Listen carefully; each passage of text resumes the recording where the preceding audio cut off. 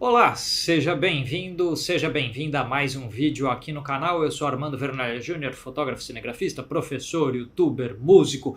E ao meu lado, Bruno Massal. Bruno, para quem não te conhece ainda neste canal, você já apareceu outras vezes aqui. Se quiser fazer uma breve apresentação da sua pessoa, fique à vontade. Mas só se resumir, né? Eu sou o cara chato que apareceu no vídeo de lentes de cinema e o cara chato que apareceu no vídeo da M50. Então, eu acho que já é um bom caminho aí para quem não me conhece, para já pular fora.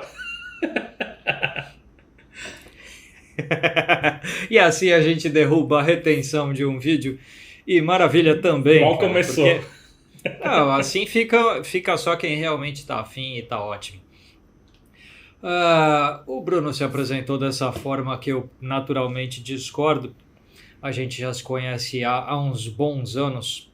E o motivo de eu ter convidado o Bruno para participar desse vídeo é tão simples quanto ele já utilizou todas as marcas de equipamentos, tanto em fotografia quanto em vídeo, quanto equipamentos de cinema. Ele tem uma experiência grande entre as várias marcas. Porque o que às vezes é muito difícil para algumas pessoas, quando alguém é usuário unicamente de uma marca, é saber qual, afinal de contas, é a diferença para outras. E aí a gente cai muito facilmente no marketing de fabricantes que dizem: olha, nós inventamos tal coisa nova que é super legal. E as pessoas que nunca experimentaram as outras coisas sequer sabem as diferenças. Então, já que a gente ia falar de tecnologias de sensores e já que os fabricantes de câmeras usam as suas tecnologias como parte dos seus marketings, nada mais natural do que a gente tentar esclarecer um pouco o que é cada coisa, o que faz diferença ou não. E aí, juntando a minha experiência aqui como youtuber e também como fotógrafo, como cinegrafista, porque eu também já usei várias marcas, com a experiência do Bruno, a gente tentar tirar algumas coisas aí, o que é só marketing, o que é realidade, o que faz diferença ou não faz na nossa vida, o que faz diferença para foto, o que faz diferença para vídeo, e assim por diante. Então, Bruno, como eu te vi soltando umas histórias no seu Instagram, aliás, vou deixar os contatos do Bruno na descrição do vídeo, vão aparecer aqui embaixo na tela e assim por diante. Como eu te vi postando umas histórias no seu Instagram que você estava cutucando uma câmera da Fuji recentemente, eu sei que você já foi proprietário de outros modelos de câmera Fuji, eu já testei algumas aqui no canal. Então vamos começar pelo X-Trans da Fuji, já que vamos falar de tecnologias de sensores. Me parece que a Fuji foi a primeira marca a marketar, né, a divulgar bastante uma tecnologia de sensor quando eles lançaram as câmeras com o X-Trans. E aí, a pergunta inicial é: para além de textura de imagem, porque eu acho que do ponto de vista do usuário comum, se a gente fala assim, olha, tal sistema dizem que dá mais ou menos moaré, tal sistema dizem que faz isso ou aquilo ou parece mais filme, tem umas coisas que para mim são um pouco da fanbase de um sistema, sabe? Aqueles argumentos que são os usuários mais pesados de um sistema usam para defender, quase que comprando aquilo que lhes foi dito pelo marketing da marca. Então, do ponto de vista da tua experiência, porque na minha experiência o que eu notei foi textura de imagem diferente nos sensores X-Trans. Então, há algo de textura de como a imagem é desenhada, mas nem para melhor nem para pior, nem nada, apenas uma textura diferente. E que também para mim não era, olha, isso parece mais com filme, porque a gente é meio velho, a gente já usou bastante filme, a gente sabe o que é uma textura de filme. Então, apenas uma textura diferente de um sensor com o padrão de pixels Bayer, né? Com a matriz de Bayer, o X-Trans é uma matriz diferente. Na tua experiência, o que você achou do X-Trans e que diferenças você notou? É até engraçado a gente começar com X-Trans direto, porque eu lembro quando saiu a primeira X100, que foi a câmera que literalmente salvou a Fuji. Uhum. A Fuji estava hiper mal das pernas e aí ela lançou a X100 e a X100 não tinha nada de X-Trans, não tinha absolutamente nada, era uma câmera compacta, o mesmo formato da X100F, da X100T, da X100S. Era exatamente a mesma câmera, o que mudava era o sensor, que era eu não lembro se era CCD ou se era CMOS, Eu acredito que era CMOS, mas era um CMOS padrão Bayer, normal. E tem muita gente que cultua a X100 original justamente por ela não ser X-Trans, que é uma coisa muito louca.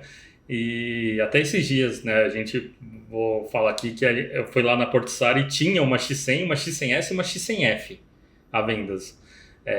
E a X100 era mais barata e aí eu falei, eu acho que eu vou comprar por pura curiosidade porque eu não usei a X100 original. Eu usei a X100S, eu tive a X100S, eu tive a X100T e agora eu tenho a X100F, que tá aqui, que é a câmera que eu tava cutucando, que você até comentou. Eu não sei porque eu insisto no erro, porque eu tô odiando, mas não tem nada a ver com a câmera em si, é coisa minha. Mas a X100 original, o pessoal fala muito das cores dela, que ela tem umas cores mais parecidas com Leica, que a gente pode falar que tem toda aquela questão mística de Leica Look, que o pessoal fala que os sensores que equipam as Leicas digitais M9, M10, eram sensores que têm uma cor diferenciada, e de fato, se você olhar fotógrafos que usam o sistema de Leica, tem uma cor mesmo diferente. E eu acho que a Fuji puxou muito um carro para cima disso. Eles pensaram, vamos fazer um sensor com uma tecnologia diferente, com um look mais analógico. Eu odeio esse termo de look analógico porque é digital, mas eu acho que o que eles quiseram dizer com look analógico é que o ruído não tem um padrão, né? O padrão é aleatório, que é justamente o X-Trans. Então, quando você pega um sensor Bayer, você tem lá os pixels RGB, né? E eles todos se repetem, eles têm um padrão de se repetir. E no caso do X-Trans, não, ele na verdade é aleatório. Então você tem um RGB, depois você tem um GBR, depois você tem um BGR e assim por diante. E isso é uma coisa interessante. Mas aí você tem dois problemas que ao longo desses anos todos começaram a serem um pouco mitigados pelos outros fabricantes de softwares e afins. Mas o primeiro é que o padrão de leitura, por ser diferente do Bayer, ele acaba sendo um pouquinho mais complicado em alguns softwares de edição. Por exemplo, se você pegar e puxar meados do auge da Fuji aqui no Brasil, que era 2013, 2014, que eu acho que todo mundo que estava no meio da fotografia nessa época queria migrar para a Fuji. Alguns migraram e depois voltaram para outras marcas, alguns ficaram, mas foi o auge da Fuji naquela época. 90% dos fotógrafos odiavam o Lightroom e o Photoshop, porque eles não conseguiam fazer debayering dos arquivos do X-Trans. E o Capture One fazia um trabalho melhor. Também não era 100% eficaz, mas era melhor que o Photoshop e o Lightroom. Mas convenhamos, o Capture One faz um debayering melhor de qualquer RAW hoje em dia. E na época eu acho que tinha um programa que a Google comprou depois, o Nix, ou NX, alguma coisa assim, que fazia um debayering melhor que o Lightroom também. E aí tinha os freeware, né, os open source, como o Darktable, que também tinham um debayering melhor para Fuji do que o Lightroom em si. Mas o Lightroom era o programa mais utilizado pelos fotógrafos e, obviamente, a Adobe correu atrás para melhorar. Uhum. A própria Fuji melhorou também com as gerações do X-Trans. Então, a gente tem a X100S, eu acho que é da primeira geração, a X100F a X100T é da segunda geração e a X100F é da terceira geração. E agora a gente está na quarta geração do X-Trans. E, assim, o X-Trans, ele tem a ideia que é justamente ter esse padrão RGB aleatório. E na época que a Fuji estava no auge, voltando lá atrás, o pessoal fazia muito marketing em cima de não tem ruído ou tem desempenho ISO alto melhor do que as câmeras full frame. Verdade. E isso é uma coisa que, se você pegar alguns fotógrafos, embaixadores da marca na época, os caras batiam mesmo e falavam que podia fotografar em JPEG, que tinha menos ruído, que tinha menos ruídos que a 5D Mark III, que a 6D. E, na real, não é bem assim. Quando você colocava o arquivo no software de edição e começava a puxar para subir, você fez uma foto subexposta e começava a voltar, tava lá o ruído. A diferença é que ele não tinha um padrão, ele parecia mais filme nesse ponto. Uhum. De fato, eu acho que era o pulo do gato da Fuji no look analógico, entre aspas, que eles queriam com o X-Trans, porque o padrão de ruído é aleatório. Não é igual da Canon, da Nikon, da Sony, que você tem um padrão literalmente que se repete.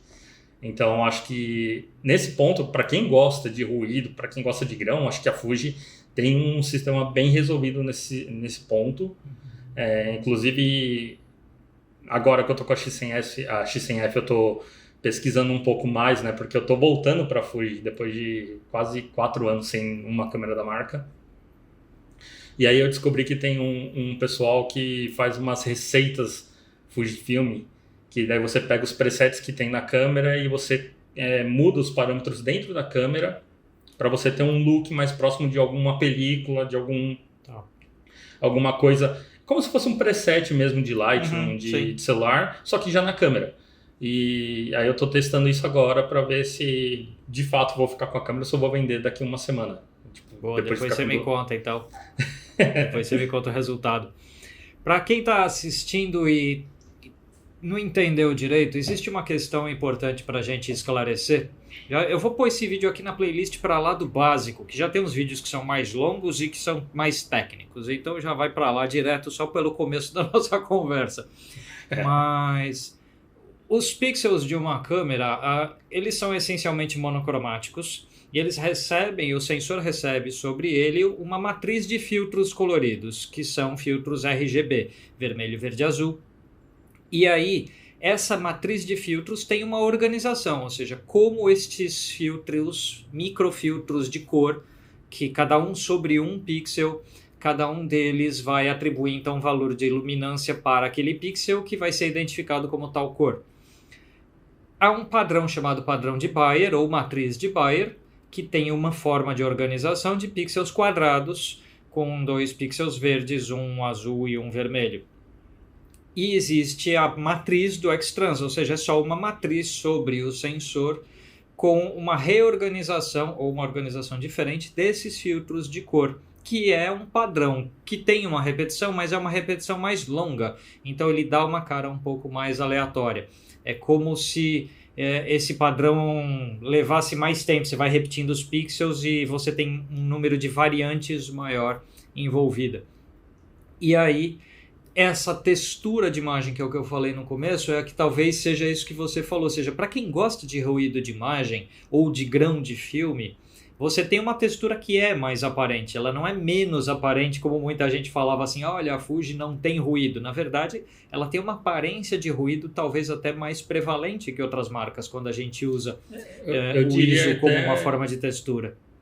Eu diria até mais agradável, na verdade, que justamente por lembrar um pouco o filme, o pessoal tem a memória afetiva, até o pessoal mais novo aí, que nunca nem fotografou com câmera de filme, talvez tenha uma memória afetiva porque os pais fizeram fotos deles com câmeras analógicas. Então o look realmente é mais próximo. E aí é aquela coisa, assim, não é que é melhor nem pior, mas é diferente.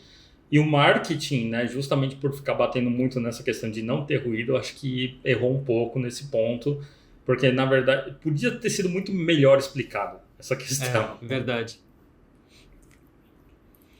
Maravilha. Vamos sair um pouquinho da Fuji. E, porque, pelo menos no meu entendimento, a Fuji evoluiu depois, por exemplo, para a área de vídeo. Mas ela entrou como uma câmera essencialmente fotográfica no início dela. E depois ela sofreu mais recentemente. A Fuji tem tentado modelos com mais funções de vídeo mais completas, buscando esse público um pouco mais. Assim como a Nikon vem fazendo. Então, com um pequeno atraso, acho que Sony e Canon foram as marcas que tiveram a percepção de que câmeras híbridas eram o grande lance. Fuji talvez tenha demorado um pouquinho mais, a Nikon um pouquinho mais ainda. Mas... Eu ainda... Desculpa te cortar, mas eu ainda acho que antes da Canon e da Sony, a Panasonic tava com o pé na porta, inclusive, acho que foi a primeira, inclusive. Com as GH2, GH3...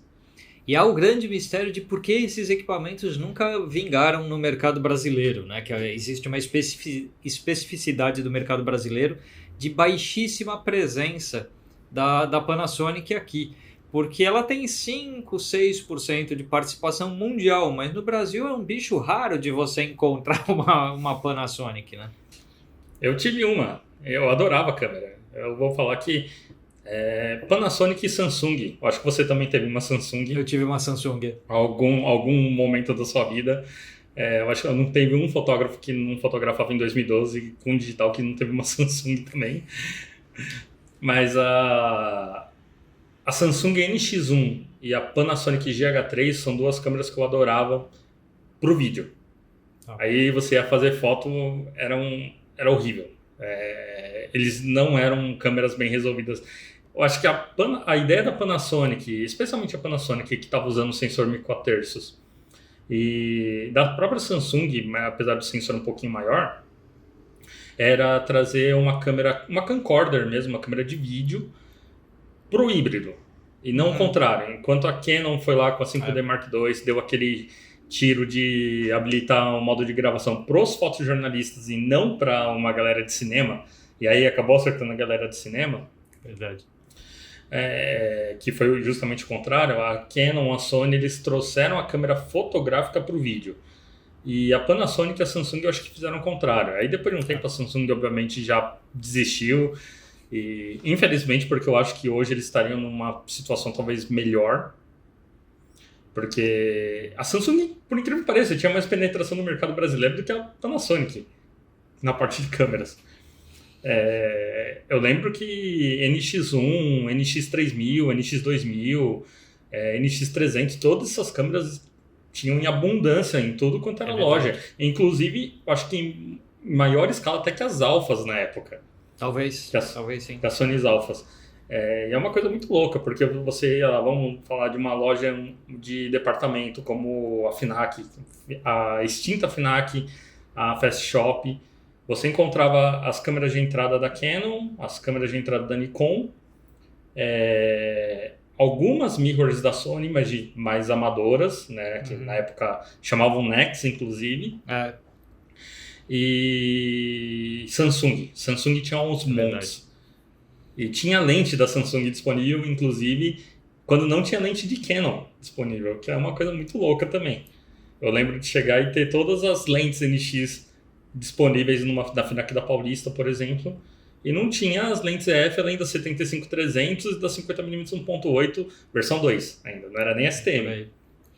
Eu acho engraçado porque assim, a minha primeira mirrorless foi uma Samsung, enquanto eu estava com DSLRs Canon, e a primeira mirrorless foi uma Samsung, depois Sony, depois de volta para Canon, e realmente, assim, ela entrou no mercado, ganhou o mercado, sumiu do mercado, desistiu do mercado, mais ou menos nessa.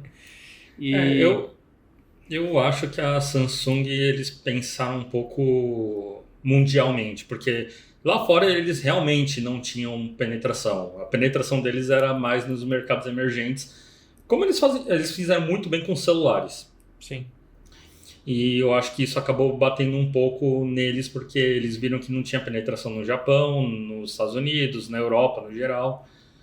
Então acabaram, acho que, falando que então a gente não vai mais fabricar câmera só para os mercados emergentes, porque não faz sentido no nosso modelo de negócio. Talvez seja isso, talvez não seja.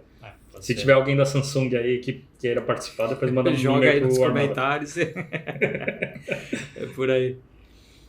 Perguntar uma outra coisa. Também uma explicação prévia para quem não sabe. Como é que funciona um negócio chamado ganho de sinal num sensor fotográfico? Tá? A luz que entra pela lente da sua câmera, ela vai ser convertida num sinal elétrico. Esse sinal recebe um ganho de sinal, uma amplificação, um aumento do seu volume. Do mesmo jeito que num aparelho de som a gente aumenta o volume para ouvir uma música mais alta, grosso modo seria isso.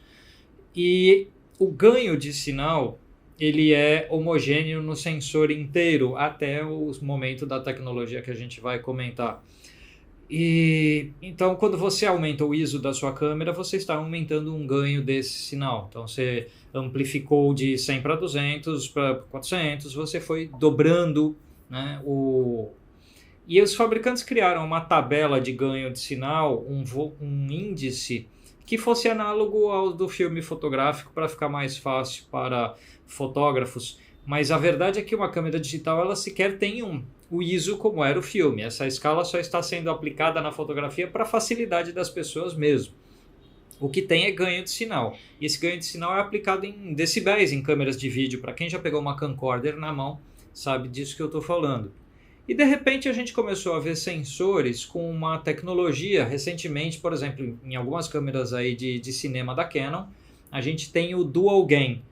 Dual Gain, a gente pode dizer que são 2 ISOs simultâneos, ou seja, 2 níveis de ganho diferentes aplicados a uma mesma imagem simultaneamente. Como é que funciona o Dual Gain para leigos, meu caro? Bom, vamos lá, porque é realmente uma pergunta muito boa, porque é um conceito que o pessoal confunde bastante. Mas, essencialmente, hoje, no mercado de cinema, nós temos 2 tipos de sensores, que o pessoal fala, né? A gente tem um sensor que a gente chama de Dual ISO, que são 2 ISOs, né? São 2 ganhos nativos do sensor. Tá. E nós temos o Dual Gain Output, que é o sensor que você mencionou, né? Que aqui não tem na C300 Mark III. Mas essa tecnologia, na verdade, ela vem da ARRI. A ARRI colocou essa tecnologia e implementou nas Alexas, na Mira, na Alexa Mini. Hoje as câmeras, as LF, Mini LF também tem essa tecnologia. A Blackmagic tinha, eu acho que a primeira Ursa Mini Pro, ela tinha também Dual Gain Output. Mas assim, eu tô só divagando aqui, mas vamos lá. O Dual Gain Output, essencialmente, o que ele faz? Ele faz uma varredura hiper rápida da imagem, e ela vai potencializar duas possibilidades.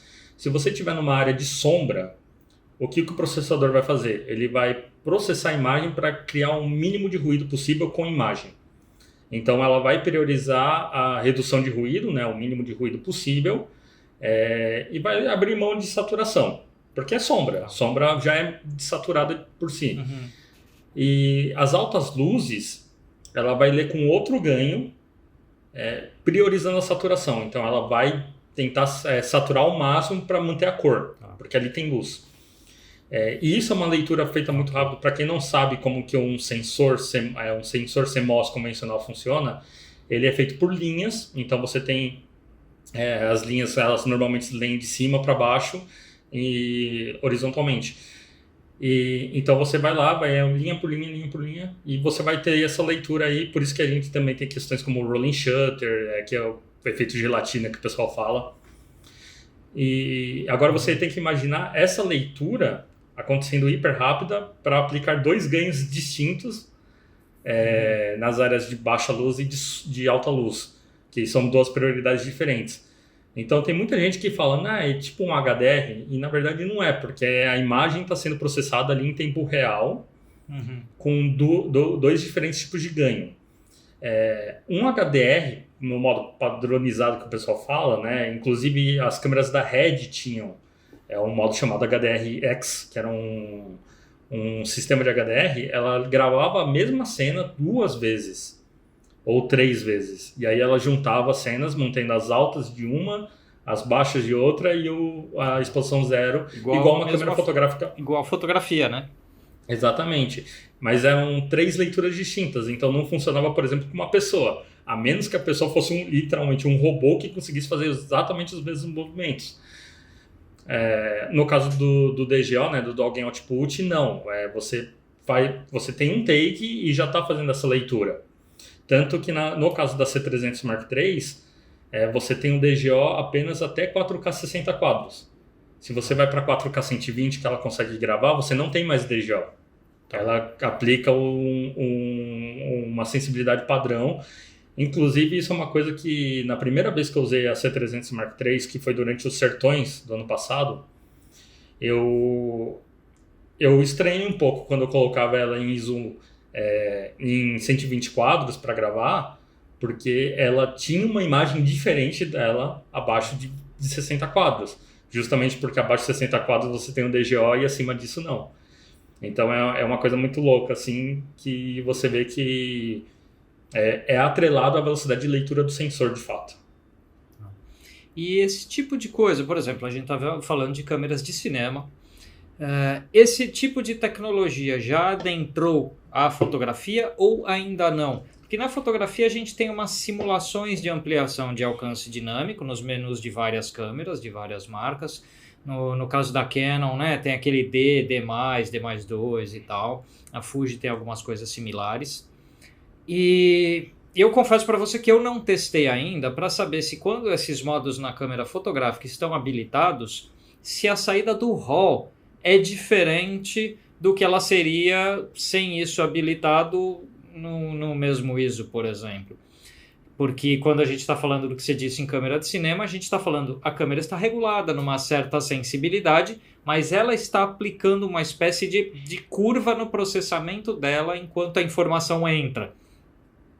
E a câmera fotográfica, primeiro que não tem essa pressa, porque o dado não está vindo em tempo real, né? Mas esses modos que a gente tem na câmera fotográfica é aproximado disso ou é uma simulação desse tipo de ideia? Isso entra no RAW fotográfico já ou ainda não? Olha, eu vejo que tem aplicações diferentes, na verdade. Essa questão aí que o pessoal fala que aumenta um pouco o alcance dinâmico e tal, eu acredito que seja mais para o JPEG ou para o arquivo com compressão, né? Por exemplo, a R5, a R6, elas têm o arquivo Hike, que essencialmente é um JPEG melhor, exatamente igual um arquivo 422 10-bit de vídeo, é melhor que um arquivo 420 8-bit. Mas a sensação core que eu tenho do DGO, né, do Alguém Output, na C300 Mark III, por exemplo, ele é aplicado tanto em RAW quanto em XFBC, que é o arquivo com compressão. Então, eu acredito que se houvesse uma tecnologia semelhante nas câmeras, de fato, ela seria aplicada no RAW também. Agora, tem uma coisa que os sensores mais modernos fazem, que isso é bem legal, isso aí independente do fabricante, que é por conta do preview, né? Hoje em dia que é muito tela, quando você está usando um viewfinder eletrônico, é essencialmente uma tela dentro da câmera, menor, mas é uma tela. E aí você também tem um monitor atrás da câmera. Então você tem lá o DGO não, desculpa, você tem o sensor, né, que ele está fazendo uma leitura em tempo real para mandar a imagem para o fotógrafo para ele ver. E uma coisa que acontece muito, especialmente quem trabalha sem o preview de exposição, né, a prévia de exposição, você vai ver que a câmera ela faz uma leitura sempre com uma exposição perfeita da cena. Porque você tem que enxergar o que você está fotografando, mesmo que não seja aquela velocidade e aquela abertura que você esteja usando. E isso, essencialmente, é uma variação do alguém, porque na verdade, o sinal que vai chegar para fotografar é mas o sinal que você está enxergando é outro. A câmera está, de fato, processando duas coisas ao mesmo tempo.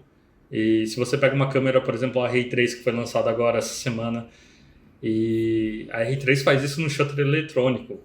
Por exemplo, você tem a imagem com blackout free e você consegue tirar a prévia de exposição enquanto você faz 30 fotos por segundo. Então você imagina o quanto que essa câmera não está processando de imagem simultaneamente. É um volume de dados imenso, né? Tanto é que Exato. As duas primeiras câmeras que permitem a gente fotografar com flash no obturador totalmente eletrônico são a R3 e a Sony A1, né? São as únicas que atingiram esse patamar de uma leitura tão rápida de sensor para conseguir disparar flash no obturador eletrônico. O que me carrega para a próxima questão, que é assim, a R3 tem o primeiro sensor BSI e stacked de câmeras fotográficas da Canon. A gente já viu isso pipocando em uma ou outra marca também, no caso da Sony, inclusive. E aí, se tem uma tecnologia que eu acho que tem um nome horroroso para causar confusão, é o BSI, porque o Backside Illuminated já me fez receber, o iluminado pelo lado de trás, já me fez receber as perguntas mais curiosas aqui neste canal.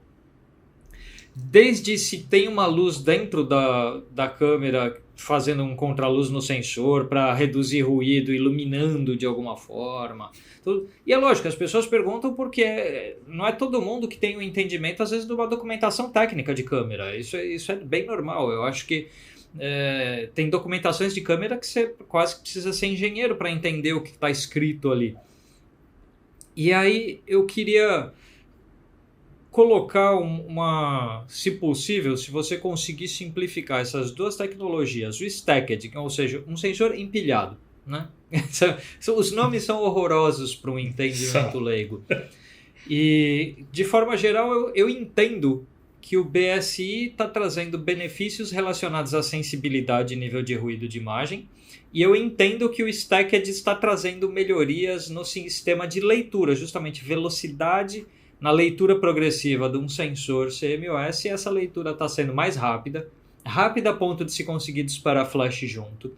Então, do ponto de vista usuário, eu vejo esses benefícios, ou seja, vai ter uma redução de rolling shutter, né, num sensor stacked. Vai ter um uso de flash na fotografia com um disparo silencioso. E o BSI, talvez aí um benefício relacionado a ruído de imagem.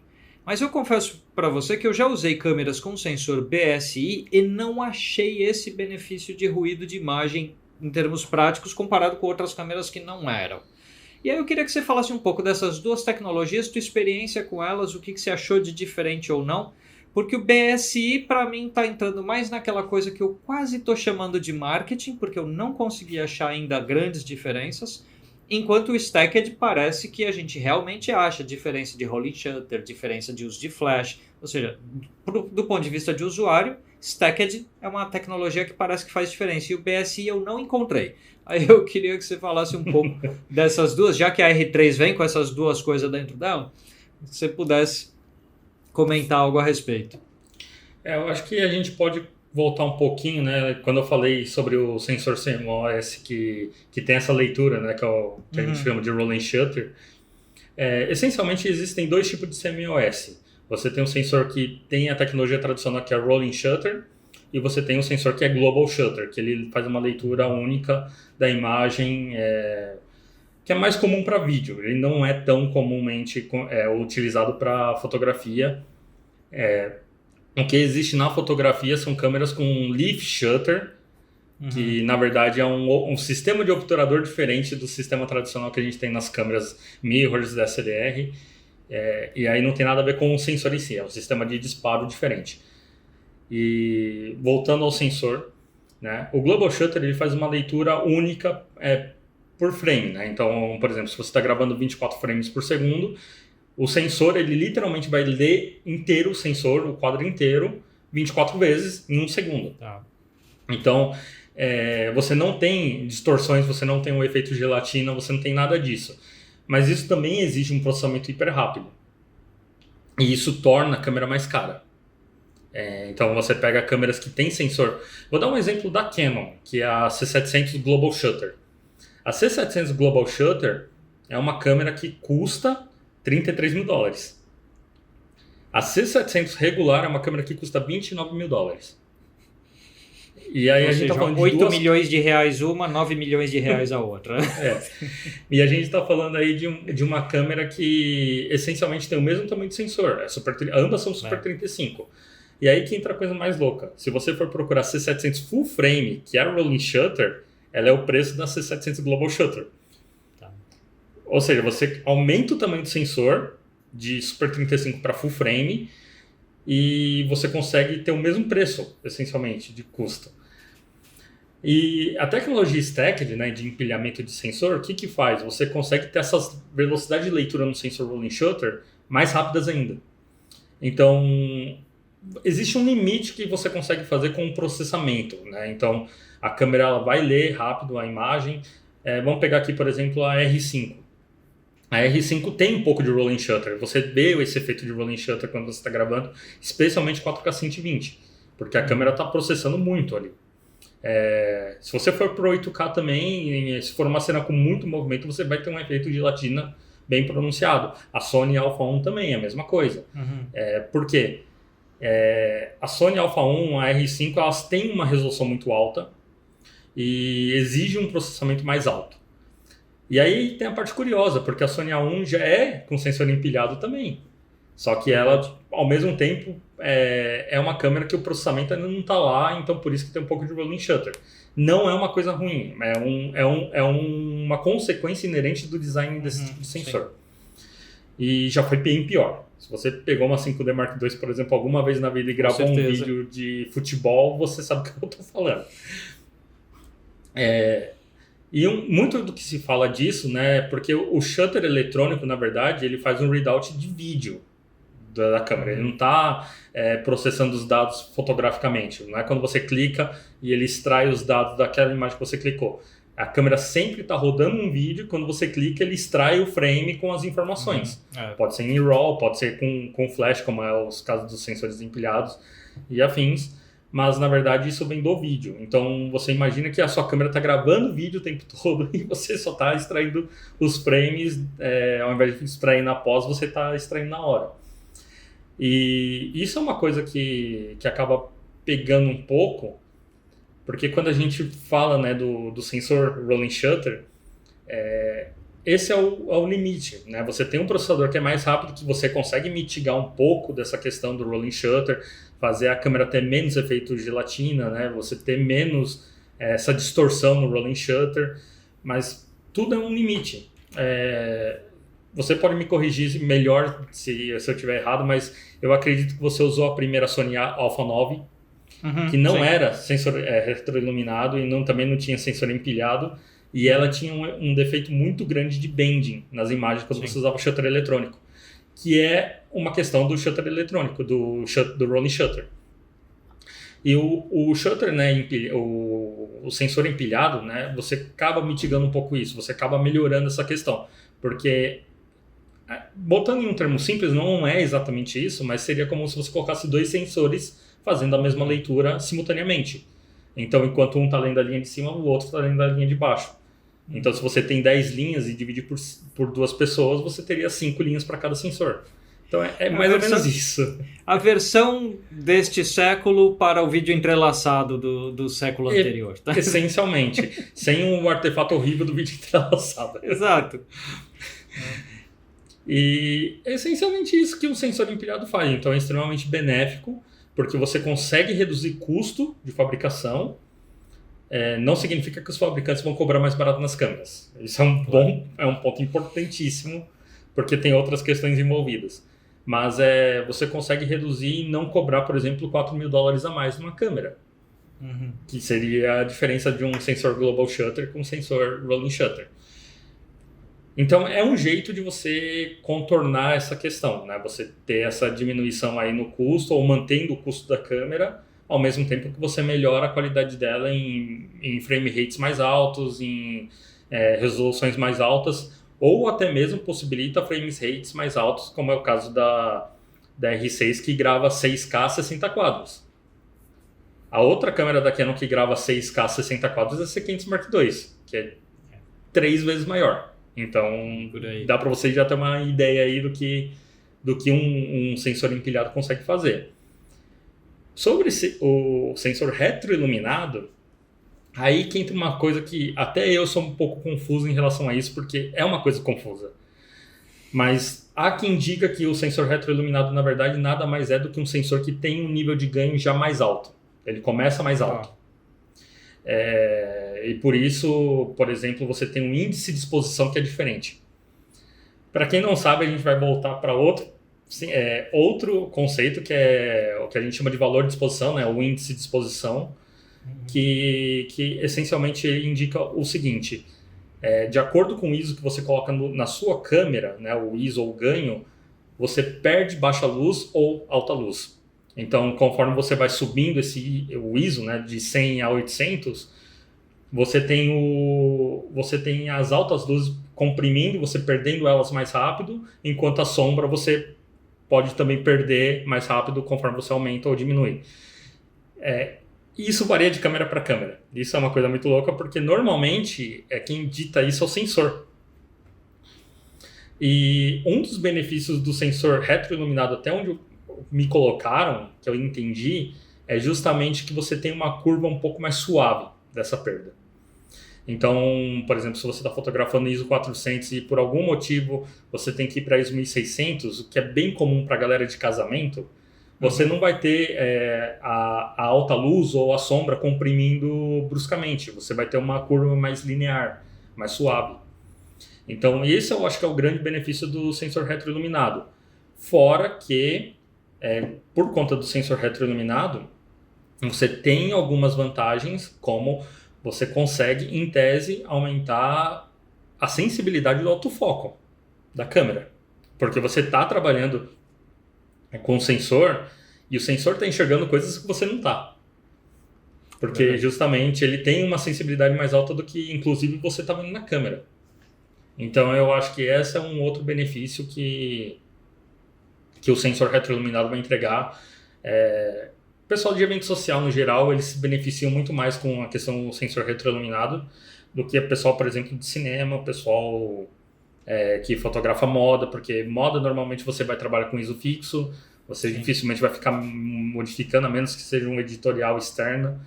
Mas mesmo editorial externo, normalmente você está lá com flash para preencher, então dificilmente você vai ficar mexendo em ISO toda hora. É interessante porque da minha vivência, porque provavelmente eu não consegui caçar isso. Porque se eu fotografo eventos, são eventos corporativos, e eventos corporativos normalmente são mais iluminados que os eventos sociais. Você trabalha numa faixa de ISO mais baixa num evento corporativo do que num social. Tem menos, às vezes, aquela cara de baladinha que um evento social tem, com mais baixa luz no ambiente, e há mais iluminação, feiras de negócios, cada um quer pôr mais luz no seu stand e tal. Então, não é uma situação onde eu fosse localizar coisas. Fotografia de show, cara, a luz de palco é muito forte. Tem gente que acha que fotografia de show é tipo baixa luz. Não, é alto contraste, mas tem muita luz em cima de um palco. Então, quando eu pego o meu dia a dia, fotografia publicitária como fotografia de moda. A gente está no ISO base de uma câmera e vai.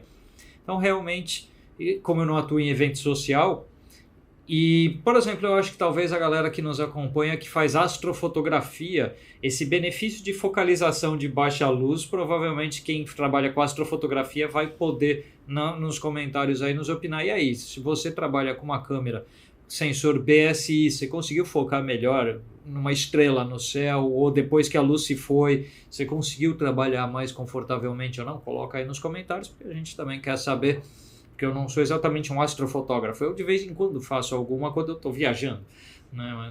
Não é a minha praia. E aí eu quero chegar na minha última pergunta de hoje, meu caro. Eu não vou te prender mais, eu sei que você tem mais um vídeo aí que você vai gravar. Hoje a gente regravar no caso, né? A gente já está se alongando aqui, mas, cara, show de informações aqui. Eu acho que dá para muita gente tirar um monte de dúvida sobre esse assunto. E eu queria colocar um último ponto, que eu estou fazendo uma enquete aqui no canal, que está naquela seção comunidade do canal. Ela está em andamento ainda, então eu não fechei.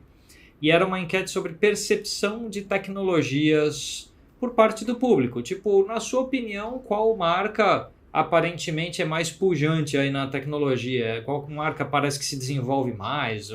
E assim por diante. Não é uma pesquisa científica, é pesquisa de percepção mesmo, uma coisa um pouco solta. Então eu sei que existe um viés de mercado, uma marca com pouca presença no mercado, pouca gente sabe sobre ela e, portanto, não opina muito a respeito. E aí, por hora, eu tô no momento que a gente começou a gravar, eu estava com 742 votos nessa enquete, e 38% dos votantes estavam dizendo que a Canon é a marca com maiores e melhores tecnologias, 46% estavam dizendo que é a Sony, Fuji e Nikon empatados com 7% cada, e apenas 2% para a pobre da Panasonic, que a gente já mencionou aqui. Ninguém votou no Pentax? Eu não pus na enquete. A Pentax não desenvolve os próprios sensores, porque a Sony faz. Então, se a gente colocar essas 5 marcas que eu pus na enquete, elas são capazes de desenvolver seus próprios sensores e seus próprios processadores. E baseado nisso, elas estão ali. A Panasonic está aí. na tua visão, sem a gente falar que marca X ou Y ganha, porque a minha visão disso é a seguinte: todas essas marcas têm um número de patentes grandes, elas têm um número de tecnologias muito capazes, que nem a gente olha a Fuji, olha as lentes da Fujinon, os sistemas de televisão que eles têm. A gente pega a Canon e Sony com tudo que movimenta o noticiário fotográfico, videográfico e cinematográfico, com lançamentos constantes de câmera. A Nikon com as tecnologias óticas já históricas que a Nikon tem de reputação de lentes. Então quando a gente pega, e a Panasonic com a reputação de vídeo deles também, que talvez é uma das melhores do mercado. Então eu não vejo entre essas marcas grandes diferenciais tecnológicos.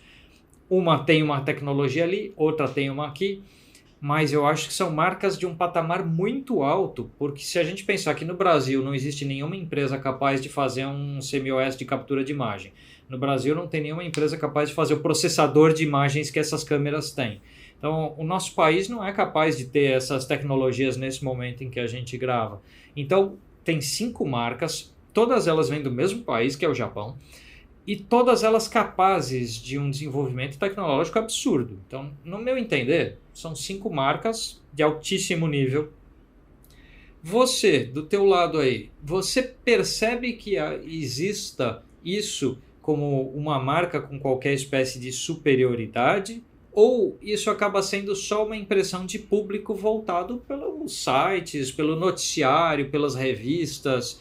O público talvez leigo, como a gente falou, porque não vai conseguir às vezes ler uma documentação técnica de um equipamento porque é complexo pra caramba mesmo, é difícil. Então a gente acaba, olha, tal youtuber falou tal coisa, essa câmera é superior, tal site falou tal coisa, essa marca é melhor.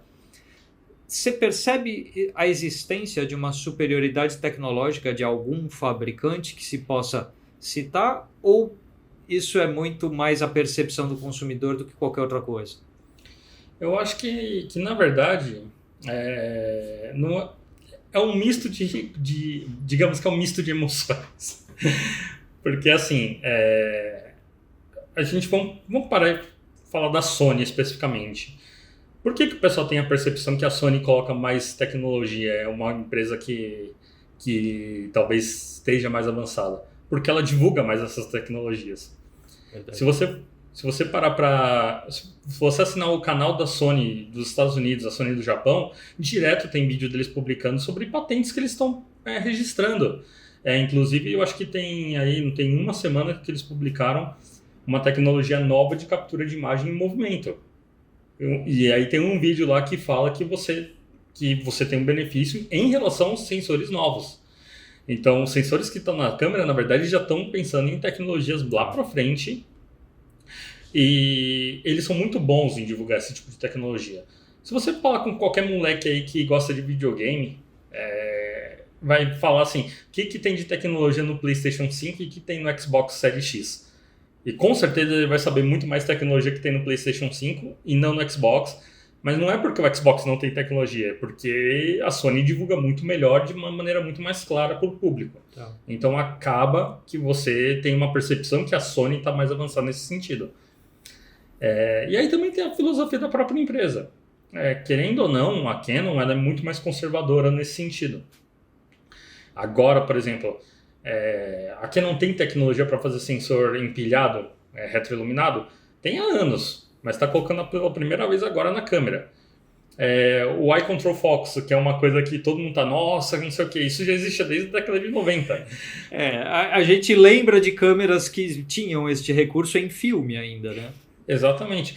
Voltando na década de 90, tinham câmeras da Canon, da série EOS, que tinham um sistema que o pessoal chamava que era foolproof, que era, botando num português desleixado, a prova de cagada de usuário. Porque quando você está com uma câmera com filme, você não pode abrir a porta, né? Porque você vai queimar o filme. O que esse sistema fazia? Ele rebobinava o filme inteiro e conforme você ia batendo, ele ia jogando de volta para o rolo. Então as fotos que você já bateu, você não perdia. Isso é uma coisa tão idiota, assim, tão idiota, mas a Canon nunca divulgou isso. Entendeu? Ela nunca fez marketing em cima disso, mas era uma coisa que existia em algumas câmeras. E era um diferencial, especialmente para o público amador. Que, sei lá, às vezes colocava a mão, entregava a câmera para uma outra pessoa que estava passando na praia para fazer a foto e o cara ia lá e apertava e abria a câmera sem querer. Então, destruir as suas férias. Exatamente. Então, é um negócio muito louco. Ao mesmo tempo, a Canon é uma empresa que gosta muito de falar de proeza ótica. Então, se você fizer a mesma enquete perguntando assim, quem que tem mais avanço tecnológico em ótica e colocar as mesmas empresas, a Canon vai ganhar de lavado, porque todo mundo vai lembrar de lente da Canon, todo mundo vai lembrar de um monte de questão de lentes Canon, que tem lente de cinema, que tem lente conservo, que tem lente que vai de 50mm a 1000mm numa lente só. E vamos falar de uma lente realmente brilhante da Sony. A 135G Master, talvez? É difícil. A Sony já não foca tanto em ótica, que é uma coisa muito louca. Então, eu acho que cada um tem um certo balanço para um segmento, assim, e isso é normal. Isso é realmente normal dentro do fabricante. Se você chegar e falar assim, vamos falar de quem tem maior avanço em fotografia instantânea, com certeza é a Fuji, que é a única, inclusive, hoje que tem uma câmera que é realmente viável de você usar. A Sony lançou, a Canon lançou, mas são câmeras que são basicamente câmeras digitais com impressoras dentro e não são bem... Também há quem argumente que Instax, na verdade, não é fotografia analógica, mas o que tem mais o feeling de fotografia analógica é Instax. Sim, então, com certeza. são coisas assim. E vai chegar um momento que, por exemplo, o pessoal fala, quem está avançando em DSLR é a Pentax só. Então... é uma coisa muito louca. Porque... Não deixa de ser verdade. Não deixa de ser Entendeu? verdade. Porque só eles estão lá. Mas é uma questão muito louca, porque se você for parar para pensar, por anos a Leica foi considerada uma marca diferenciada porque só eles faziam rangefinder digital. A gente teve uma tentativa da Epson com a RD1, que era uma câmera incrível, inclusive, mas mesmo a RD1 tinha tecnologia da Leica embarcada. O bocal era Leica M e afins. E aí, esses tempos, teve um chinês que desenvolveu uma rangefinder de baixo custo, entre aspas, digital, fez um Kickstarter e tudo, mas o baixo custo dessa rangefinder é uma câmera que custa $3.000. Uau. É metade do preço de uma Leica, mas ainda assim é uma câmera de $3.000, de um fabricante que você não conhece. Então, tem muito disso aí que digamos, você pensar assim, ponderar um pouco. A gente teve aí o lançamento anteontem da GoPro Hero 10. Se você for parar para pensar, é uma câmera incrível com o que ela consegue fazer. Eu não conheço nenhuma câmera do tamanho de uma GoPro que consegue gravar 5.7K a 60 quadros. É verdade. Eu não sei até que ponto ela esquenta, ela explode, coisas do tipo, que é bem comum com GoPro, porque elas foram feitas para isso de certa forma. Mas se você for parar para pensar em tecnologia hoje de câmera, eu acho que a GoPro está muito mais avançada que qualquer fabricante. Justamente porque eles conseguiram miniaturizar tudo e não colocar dentro de um corpo maior. Do mesmo jeito que a gente poderia falar, a R5 foi um baita de um avanço. Foi a primeira câmera a gravar 8K. Mas por que ela foi a primeira câmera a gravar 8K? Porque é uma câmera que tem um sensor full frame de 45 megapixels, e aí ela consegue extrair 8K desse sensor e blá blá blá. Aí chegou a Alpha 1 logo em seguida da Sony, que também grava com sensor de 50 megapixels, e aí grava 8K também. Só que daí você tem as diferenças, porque a R5 ela grava 8K em RAW, que a Alpha 1 não consegue fazer interno, ela precisa de um gravador externo para isso. E aí começa toda o desenrolar da coisa e você vê o que você precisa de fato. Eu digo que, assim, para 90% do público do seu canal, e eu acho que você vai concordar comigo, não precisaria nada mais além de uma R6. E se for considerar a Sony, não precisaria de nada mais do que uma 7 III, talvez. Então, por aí. Então é uma coisa muito louca. E nisso aí a gente para pensar e a gente fica como essas coisinhas, né, acabam impactando um pouco o mercado. A Fuji, isso aqui, eu vou até usar e eu vou dar um punch, porque eu comprei a câmera, então Fuji, Não reclamem comigo como usuário, tá? Cara, é a quarta iteração dessa câmera. Tem a X100, X100S, X100T, X100F. Eles só foram mudar a lente, a ótica da lente, agora na X100V. É literalmente a mesma ótica. E essa lente aqui, ela não é boa. Tem uma galera que ama essa lente, mas ela não é boa. E eu me sinto, às vezes, um pouco... Eu fiz umas fotos com ela em F2 e tem tanto halo na foto que parece que eu estou fotografando com uma lente da década de 60, às vezes. Dependendo do que eu estou fotografando. Pode ser um look que eu queira? Pode, mas ao mesmo tempo pode ser um look que eu não queira. E aí? Mas não sempre, né? Entendeu? Então é complicado essas coisas, porque os próprios fabricantes às vezes têm um pouco de preguiça de inovar. E quando a gente fala de preguiça de inovar, a gente não está falando nas coisas do tipo, nossa, aumenta a quantidade de megapixels, nossa, coloca tal coisa, nossa, coloca saída limpa em 4K, que também tem câmera que não tem. A Pocket 4K, a Pocket 6K, a Pocket 6K, que são câmeras que os filmmakers independentes amam da Blackmagic, porque são câmeras baratas, elas gravam 6K em formato RAW, elas têm um formato RAW próprio, que é o B-RAW da Blackmagic, mas essas câmeras não têm saída limpa 4K. Não tem nem saída em 4K. Aí você coloca num sistema de transmissão e você consegue parar para pensar que você com uma SLA3 você tem mais resolução na saída do que a Pocket. E aí você para e pensa, são essas coisas assim que às vezes não fazem muito sentido na cabeça do usuário, porque eu entendo, como usuário, eu entendo essa questão de você ficar comprando um monte de câmera, ou um monte de lente, ou um monte de qualquer equipamento que seja. Eu, por exemplo, eu tenho 6 GoPros. Eu vi a 10 e eu falei, baita câmera, mas eu não sei se eu preciso comprar uma câmera de $500 hoje. Há de se dizer que você tem o hábito de destruir as suas também. É que eu uso, né? É o ideal, na verdade. Conheço gente que tem GoPro que não usa. É verdade. E ainda nisso, sobre GoPro, eu queria só encerrar com uma coisa. A GoPro é tipo o Nintendo Switch das câmeras. O cara pode ter tipo um PlayStation 5, um Xbox, mas ele vai ter um Switch também. E a GoPro é a mesma coisa. O cara vai ter Canon, vai ter Nikon, vai ter Sony, mas vai ter uma GoPro assim também. Ok, depois dessa eu tô me sentindo obrigado a comprar uma GoPro porque eu não tenho uma.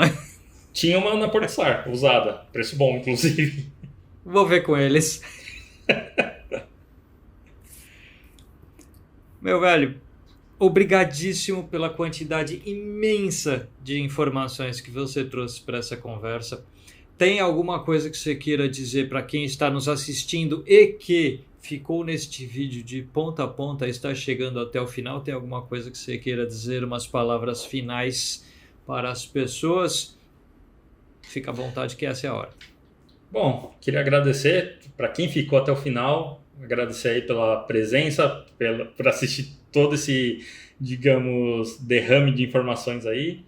E eu estou à disposição também, o Bernardo vai deixar os meus contatos, se alguém tiver alguma dúvida, quiser conversar um pouquinho mais, estender essas coisas, é só mandar mensagem que a gente bate esse papo. E deixar aqui um pedido para vocês, se vocês tiverem algum trabalho automobilístico para mandar, pode mandar porque eu quero comprar R3, então estou precisando de grana. Boa, boa. Se você quiser depois, se tiver um Pix ou qualquer coisa, você manda que eu deixo na descrição. Se não tiver, a galera te procura e você passa privativamente o seu Pix para quem quiser ajudar no seu projeto R3 também. Um amigo meu, ele tava falando, cara, você tem que deixar um Pix lá no seu Instagram pra galera ir doando. E parece que não, mas funciona. É uma coisa muito louca, porque eu tenho conta no Paxos, por exemplo, e direto aparece alguma doação de $5, que hoje em dia são R$100 mil, né? Então, tipo... Pois é. Eu já quase compro se não a R3, a 2870-20. Exato. Tá ali, inclusive. Tá ali. É uma das poucas pessoas que eu conheço que tem essa lente. Então, é por isso que a gente está conversando aqui. Quando eu anunciei inicialmente que te chamei para esse papo, porque eu sabia o quanto de informação, de técnica, de tudo você tinha para agregar, é porque a gente já se conhece há uns bons anos e eu já sabia como é que ia ser. Então, se a gente vai jogar esse vídeo na playlist para lá do básico, tinha que ser para lá do básico, bem para lá no caso. Com certeza. Meu velho, muito obrigado. Uma boa noite para você. Eu sei que você ainda tem trabalho adiante, então agradeço demais. A você que ficou neste vídeo até o final, lembre-se, inscreva-se neste canal, ative as notificações para não perder nada. Compre os meus cursos, porque eu não pretendo comprar uma R3, mas uma R5 está no radar. Então compre os meus cursos, porque eu preciso ter as condições de fazer isso. Beleza? A gente se vê no próximo vídeo. Tchau!